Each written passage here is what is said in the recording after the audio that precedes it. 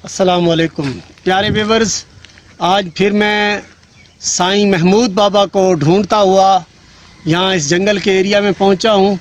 ये देखिए पीछे, ज़रा कैमरा घुमाएं इस तरफ, ये सारा जंगल का इलाका है। तो बाबा जी ये तन्हाइयों में जंगल के इलाके के अंदर आ जाते हैं। ये सामने इस तरफ भी ये सारा ये इलाका है। तो ये इस तरफ कैमरा घुमाएं, वो सामने बाबा महमूद बैठे हुए हैं। आइए बाबा महमूद से मुलाकात करते हैं।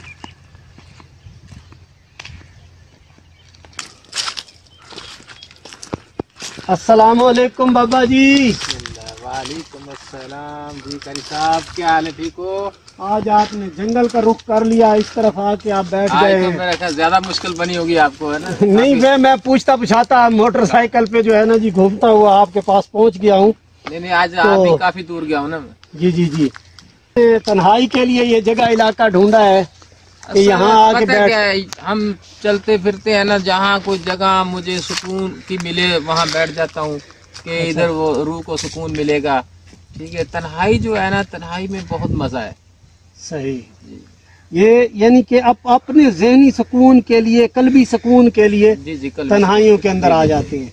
फिर इसमें कोई मलामत नहीं ना आती, तो इसलिए हम तन्हाई में चले जाते हैं। तो सुकून से कोई शोर शराबा ये नहीं होता। नहर का एरिया है मेरे ख्याल में, नहर के ये इस पुल के ऊपर आप बैठ गए हैं। ये नहर है जी। यानी आपको जहाँ जिस जगह कोई जगह मिली, आप जहाँ महसूस करते हैं कि यहाँ सुकून होगा तो वहाँ पर आप बैठ जाते हैं। जी ऐसे ही। अच्छा, पिछले व्लॉग के अंदर बाबा जी आपसे सवाल हो रहा था हमारा फिरका वारियत और जुल्म के बारे में। जी तो मजीद उसमें मैं ये गुजारिश करूंगा, क्योंकि मैंने अपने व्यूवर्स तक अगली बात पहुंचानी है। जालिम के बारे में आपका क्या ख्याल है? ये जो जालिम लोग होते हैं इनको भी अल्लाह ताला माफ फरमा देगा?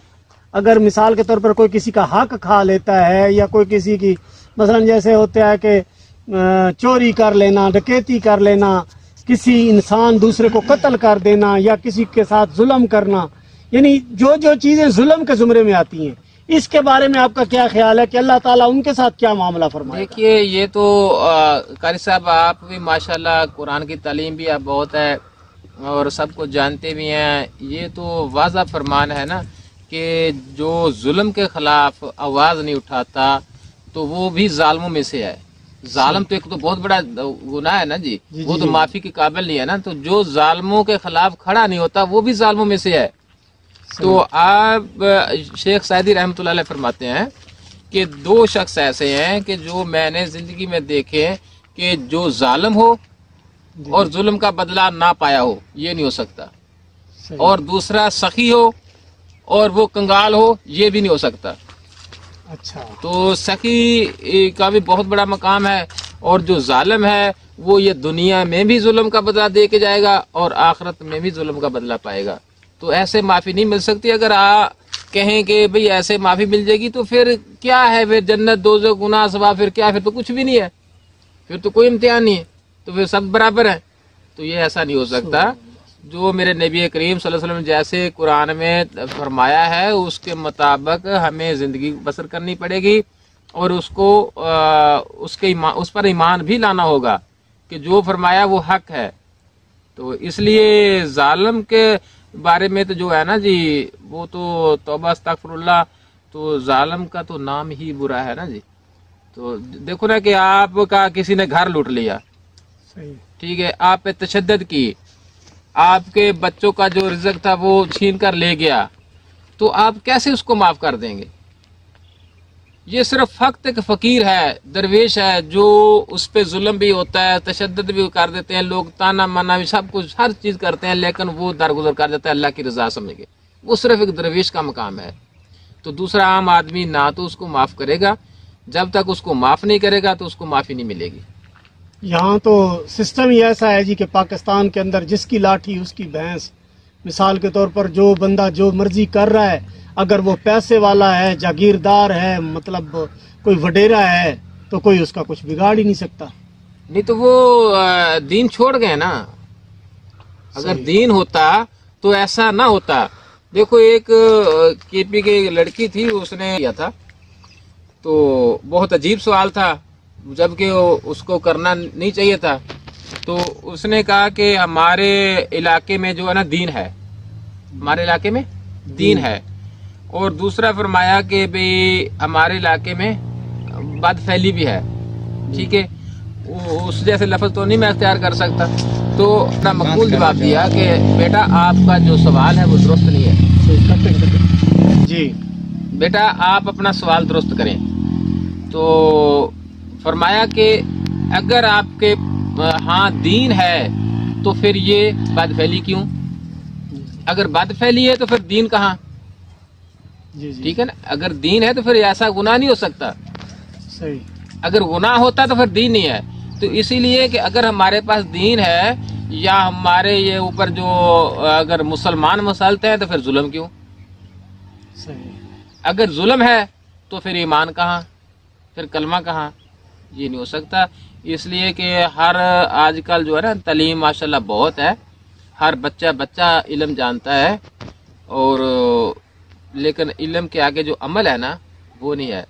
دیکھو عالم ہونا، اگر عالم ہے تو عمل نہیں ہے تو عالم ہونے کا فائدہ نہیں ہے، صحیح، ٹھیک ہے، اس کے آگے بھی تو چلنا ہے نا، کہ یہ تو نہیں کہ صرف علم حاصل کیا تو رٹا لگا کے اسے اس طرح تبلیغ کرنا شروع کر دی، اس زبان میں فیض نہیں ہوگا۔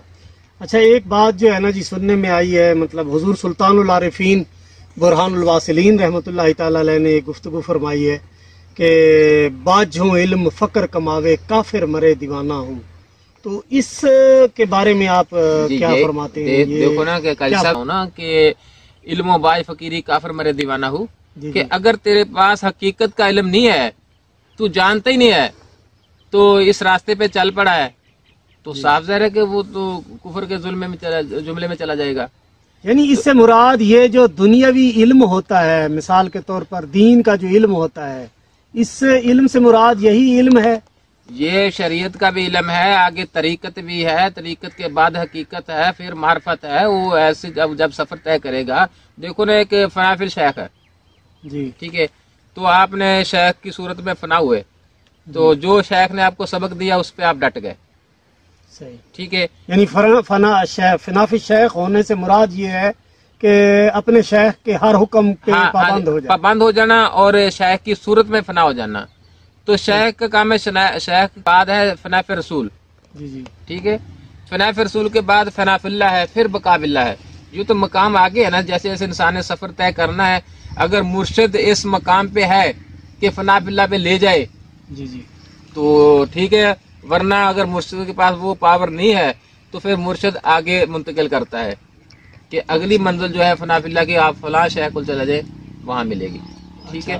وہ تو چلو ٹھیک ہے، لیکن اب مسئلہ یہ ہے کہ کئی لوگ مرید ہو جاتے ہیں، مرید ہونے کے بعد تو بابا جی میں یہ عرض کر رہا ہوں کہ ایک بندہ جا کے مرید ہو جاتا ہے، کافی عرصہ مرید ہوئے پھرتا رہتا ہے، مثال کے طور پر آستان و بیان آنا جانا لگا رہتا ہے، سارا سسٹم ہوتا ہے، لیکن وہ ایک قدم بھی آگے نہیں بڑھ پاتا، اس کو کچھ مطلب معلومات نہیں ملتی، کچھ پتہ نہیں ملتا، تو یہ کیا سسٹم چل رہا ہے؟ اس میں دو چیزیں ہوتی ہیں نا، یا تو آپ کا جو شیخ ہے وہ اس مقام پہ نہیں ہے، وہ خود ہی نفس کا پجاری ہے، نفس میں پھنسا ہوا ہے، تو وہ دوسرے کو منزل کیا طے کرائے گا۔ تو دوسرا ہوتا ہے اگر شیخ کامل ہے تو پھر اس کے مرید میں فرق ہے، کیونکہ وہ مرید جو ہے وہ اس مقام پہ نہیں کھڑا ہوتا، ٹھیک ہے، کبھی دنیا کی طرف بھاگتا ہے، کبھی ادھر بھاگتا ہے، تو یہ دونوں میں پھر کوئی نہ کوئی وجوہات ہوتی ہے۔ یعنی دونوں میں سے مطلب ہے کہ شیخ یا مرید میں کسی ایک کے اندر کوئی غلطی ہو سکتی ہے، جی جی ہو سکتی ہے، جس کی وجہ سے اس کی مطلب ہے کہ منزل آگے نہیں، کیونکہ مرشد مرید جو ہے نا یہ ارتھ اور کرنٹ ہے، جی جی ٹھیک ہے، کرنٹ کے ساتھ ارتھ لگتا ہے تو بلب روشنی کرتا ہے، بلتا ہے، جی جی جی اگر ارتھ نہ ہوا تو کرنٹ کیا کرے گا، اگر ارتھ ہوا تو کرنٹ نہ ہوا تو کیا کرے گا، وہ بلب کبھی روشن نہیں ہوگا۔ ایک بزرگوں سے میں نے یہ بات سنی تھی کہ وہ کہنے لگے، اب نا ایک مرید تھا، وہ اپنے شیخ سے سوال کر رہا تھا کہ آپ مہربانی فرمائیں جی، آپ مہربانی فرمائیں، کرم نوازی فرمائیں، جیسے ایک التجا کی جاتی ہے، تو وہ کہنے لگے بیٹا ہمیشہ مرید کامل ہوتا ہے، شیخ کامل نہیں ہوتا، تو اس سے کیا مراد ہے کہ مرید کامل ہوتا ہے؟ ہم تو آج تک یہی سنتے آئے ہیں کہ پیر کامل ہوتا ہے، وہ اکثر لوگوں سے یہ سننے میں ملا ہے کہ جی مرید کامل نہیں، وہ بھی بات اس کی کافی حد تک ٹھیک ہے کہ اگر ایک مرشد ناقص ہے تو مرید کے پاس وہ جذبہ ہے، وہ جنون ہے، جی وہ اس نے ایمان ہی اتنا پختہ کر لیا ہے کہ میں نے سب کچھ یہیں سے لینا ہے، تو وہ مرید ہے ناقص مرشد کو بھی کامل بنا دیتا ہے. وہ ناقص مرشد کو بھی کامل مرید بنا دیتا ہے، کیونکہ اللہ کی ذات پاک اپنے جلال میں آتی ہے اور کہتی ہے کہ اس آدمی نے پاک ہی اتنا کر لیا ہے، ایمان ہی اتنا پختہ کر لیا ہے، تو اس کو بھی مقام عطا کرو. اچھا، شہرت کا لحاظ اگر دیکھا جائے تو اب حضرت بابا بلے شاہ رحمۃ اللہ تعالی علیہ، ان کا شہرہ جو ہے تقریباً پوری دنیا کے اندر ہے، لیکن ان کے جو شیخ ہیں حضرت بابا عنایت شاہ ولی، تو مطلب تذکرہ اگر بابا بلے شاہ علیہ رحمۃ الرحمان کا تذکرہ آتا ہے تو بابا عنایت سائیں کا ساتھ تذکرہ آتا ہے. یعنی تنہا بابا عنایت شاہ ولی کا اتنا تذکرہ آپ کو پوری دنیا کے اندر نہیں ملے گا. پہلے بابا بلے شاہ کا ذکر آ جاتا ہے، بعد میں بابا عنایت شاہ ولی کا ذکر آتا ہے. تو اس کا جو مرشد تھا نا وہ کامل تھا.